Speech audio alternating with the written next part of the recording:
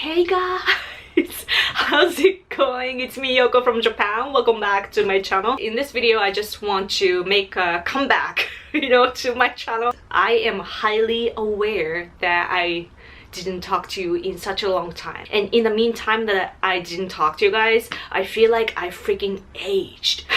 So the last time I reached out to you in a video, that was in South Korea.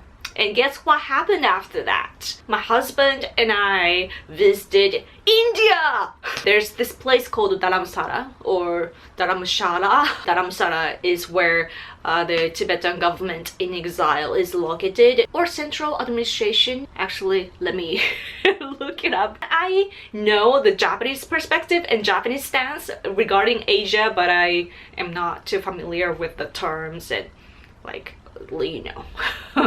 CTA Tibet, Central Tibetan Administration. And there was a conference. I'll actually show you how easy that our place is not organized and it's just there, Tibetan stuff right here. But yeah, this is the tag that I wore, you see. So yeah, I went there. I'm not really a member of FIPA, but apparently I help my husband, so I went there as a FIPA staff. But yep, 8th International Conference of Tibet Support Groups. So this is something that I attended, and it says the date as well, 3 days long, and it was such an amazing opportunity and such a great place to get connections and action ideas, political activity wise. And I already had a few Tibetan friends, but in Dharamsala there are lots of Tibetan people and they have different organizations and so on, and I got to visit their offices. And on the top of that, I got to have a lunch with the president, and the president is just so awesome. He's such an elite, he's so super smart. Isn't he a Harvard graduate? Let me look it up. Lobsang Sangay. Yeah, he graduated from Harvard. So such a smart guy, and he's so funny, and he knows where he stands, and he's such a politician that it was our first time to attend the conference, but everybody is friends with each other. It works everybody is friends of the friend that you have and that sort of things. But anyway, every time President Lobsang Sangay saw me and my husband, he said to us, "Arigatou gozaimasu." Every time. Such a friendly, nice man. Of course, there are lots of arguments regarding Tibetan situation, but as for him, personally, he's such an amazing man with such a high level of understanding and humor and courtesy, and he noticed lots of small things, and I was like, wow. So the conference itself was only 3 days long, but we talked to each other before and after, and even during lunch and dinner and that sort of things. And my husband and I, we had 2 days extra after the conference was over, so we got to talk to a lot of people, and that made me realize that even though politically I'm aware of this map, what's happening in the world, I know the big picture, but I didn't even think of some of the problems that Tibet is facing, and for that I should make other videos. Okay, so right now I am in this weird move, guys, because I already had a cold in Dharamsala, but after I came back I let myself have that cold, and I couldn't get up for a whole week. So the Tibetan situation aside, can I briefly talk about my trip to India? Because it was such a culture shock. When I even think about India, when I say oh, the trip to India, it suffocates me here. I'm traumatized. Fresh air. I was totally ignorant, but the air pollution in India is really severe. So in order to go to Dharamsala, we first stopped by at New Delhi, and we spent the night there to catch the early flight the following day. When the plane was landing to India, I was very excited, you know, like I always felt India close, like growing up. So, and I even know some of the Bollywood songs, for example. Anyway, I was looking out the window, you know, getting excited, like, oh my gosh, real India finally. I'm so excited. What does it look like? I kept looking, and it's all just white, like white. And when we landed to India, we took a bus to go to the terminal because the airplane landed like so far from the terminal. And we got on the bus. We were all passengers, you know, strangers to each other, and we were all looking out the view like, oh, we are in India, right? And I thought to myself like, oh, the sun was beautiful up there. I wonder what it looks like from here. And I looked up to the sky and I see a red sun. And I was like, what? And everyone was so shocked. Like on the bus there were a couple of females speaking in English with American English with F-bombs, like cursing, so I could tell they were Americans. But I was kind of like, you know, paying attention to those conversations as well, because when we are excited, even strangers become kind of friendly and so on. And one of the women that was sitting in front of me, she even talked to me in English saying like, you see that? You see that? Like the red sun. Like everybody was shocked. And at first I thought like maybe the whiteness is a fog. You know, you never know. When we landed, the sun was going down, so I thought to myself like, oh, maybe it's the fog thing that happens like maybe at night and in the morning, right? No, the air just smelled funny, and my husband started to say that he feels dizzy, and I'm like, what, really? I was so hyped that I didn't really feel dizzy at that time, but then gradually it takes over you and you're like, damn, like I feel bad, like, and I realized that I can't breathe in well.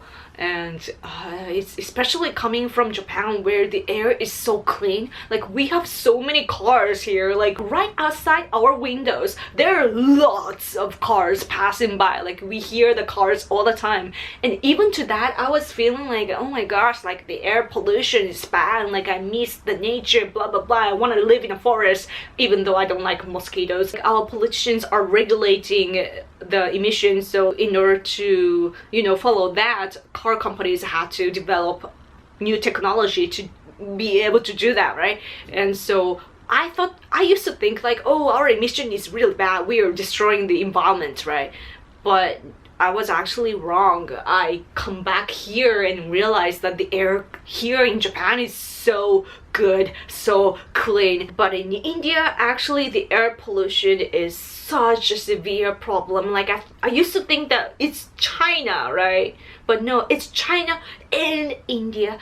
I didn't even think about it. Like, I don't know why. I don't know how I missed that, but I wasn't ready. Like, I didn't pack thinking about it. So part of me was panicking, like I can't reach fresh air, you know. Like in India, they not only they have this regular pollution problems, they like burn their garbage and so on, it seems. And I saw a lot of garbage and trash on the street, like non-stop, like just on and on and on, just garbage and trash. And I was like, wow, like I don't know if it depends on the region of India, but where I was at. And the funny thing is that my mom messaged me and said, Yoko, it's on the news that the pollution in India is very, very bad.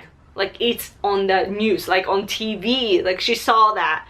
I cannot believe that I was there when that aired. So I was panicking, and also I guess my body couldn't handle it too. So my immune system by default is not doing very good, right? Like I have a disease with immune system, And on the top of that, I was panicking, like, oh my gosh, I want to breathe in like fresh air, but I couldn't reach that. So I was panicking and kept my subconscious busy, and as a result I caught a cold.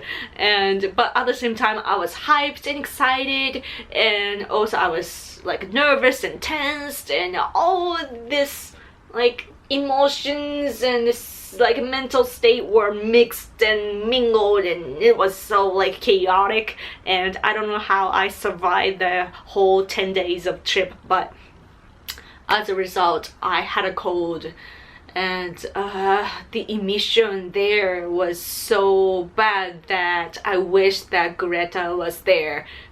That's a silly thing about environment issues, man, that I used to think that, oh, developed countries are so advanced that we have to be careful of what we create, right? Like technology wise, that we have to be responsible. That's true, but we're actually doing our best. Like, we actually do such an amazing job, especially Japan, US, and maybe other countries, I don't know. But like, people might think that it's bad, but it's not as bad as you are brainwashed into thinking. Because if you go to India, man, they are burning things and their cars running with lots of emissions. And I feel bad about people in Dharamsala as well. That one way to look at it is that yes, Dharamsala is actually flourished, you know, especially with the presence of His Holiness and everything.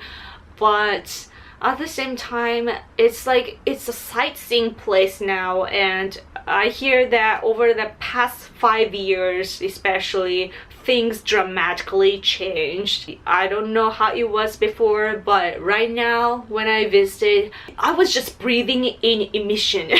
I am so sorry if Tibetan friends are watching this, but I am not here to insult you or where you live and so on.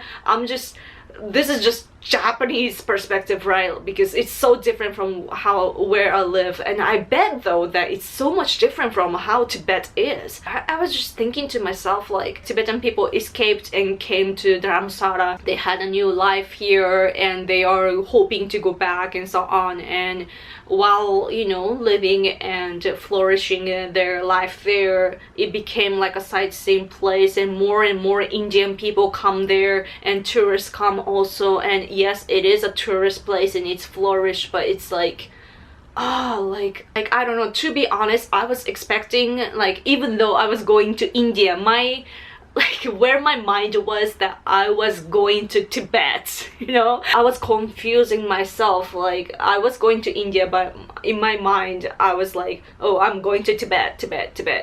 But when I got there, it was like India. It was such a culture shock. Indian people, they're good people, you know, but principles in our society, for example in Japan or the US or in Europe, we have a certain set of principles that we all have in common, and at the same time we have like core values, common sense, common sense that you don't really have to talk about. We just agree, you know, by nature, because we are living in such an organized society. But in India, it's like you have to verbalize everything, and you have to actually push to negotiate, and even to ride on a taxi. And my battery died, so sorry if it changed a little bit, but people are nice and everything, you know. International communication is just so difficult. That's what I realized, and I'm pretty much Americanized, right? It's intentional and at the same time natural that I just love America and American culture, and I just love American English, and I keep studying, you know, like every time there's a word that I don't know, I pick a dictionary and search and memorize. I keep doing that. I've been doing that since I was 15 years old, so voila. And people both in Japan and the US believe that our cultures are so different. But let me tell you, we are actually very, very close. In fact, I believe, this is my own opinion, but America is the closest culture to Japan. Like, closest. it's weird that we lost the war and we were occupied even, but like Japanese people, we're just happy-minded people, you know, especially under our emperor. Like we just, here's the thing, American people believe that, oh, America changed Japan or some sort, right? No, what happened was that we listened to our emperor at the time. So there's a little twist there. But the thing is that even before or in the middle of the war, Japanese people were enjoying American culture, American movies and sports and so on. So I feel like Japanese people always looked up to what's outside of us. We are an island country, so like everything is far, you know, we're here, right? Everything is like continent. We're so like alone here, and we hear that, oh, there are technology out there, there are new findings out there, let's go search it, let's go learn it. And our ancestors went overseas, picked up some knowledge, came home with that. We adjusted that to our society and so on. And always, it's not just America, it used to happen in China when they had culture before communism. I feel like we always look up to the US, like even after the World War II. And what happened was that we, like Japan, like since Meiji era especially, you know, that we had to adjust ourselves to the Western values, and it worked. Our past generations did a fantastic job, even though there were sacrifices, and we are trying to fix that, like especially like our religion, for example, and which was banned after World War II, thinking that it's an evil thing. It wasn't. There are still things between Japan and the US that we have to clear some things out. We are misunderstanding each other. I'm familiar with both cultures, and how I see is that we actually have more things in common than we think, or than we are told. And some people might think that South Korea is close to Japan too, but South Korea has a unique like religion background, and also I think it has to do with the geopolitical situation. Hong Kong, and not older generations, but like younger Hong Kong generation, like those who are fighting right now, like younger generations are so much, like we have so much in common, like with Japanese culture. Or maybe it's just the maybe it's just a worldwide thing with the technology and so on, but I feel like our values are very similar with young people in Hong Kong. Especially my friend actually told me that people there watch Japanese cartoons and so on, like animation, and so that would explain, but I'm not too sure. But the impression, you know, I've talked to a lot of people from different countries, and young Hong Kong people have like so much courtesy, and they're so, I don't know, like pure. Like there's such, like not everybody, but like the people that I get to talk to are pure-hearted and so lovable. Maybe it's just me aging, I don't know, but when I was way younger, like I'm 34 years old right now, so I used to feel like, for example, the US very far or Hong Kong very far, but those countries are actually, oh, I just called Hong Kong as a country, but I used to think when I was little that those places were far from Japanese culture, but and India, for example, was close, but it was actually vice versa, and it's interesting. But anyway, I am totally rambling. I am aware of that, okay? My intention here is to get used to the camera again, and I want to let you know that I'm here with you, okay? Before I go, I want to mention about live streaming. I have a great friend, great, trusted, respected, amazing friend from the US. Like he's a US veteran named Michael Yan. He has been in Hong Kong since June. Like he's there right now. He has a Patreon account, and so you can support him. He live streams every day, and he also shares news, like important news in the world, and he gives his perspective. And as for history and like geopolitics and so on, like we are on the same page. It's so interesting that we like I can just trust him, and he was saying something about live streaming, like live streaming from my channel. So that might happen, just so you know. Like, I just wanted to give you a warning because all of a sudden he might be live streaming on my channel, and I don't want you guys to think like, oh, Yoko's account is hijacked or some sort.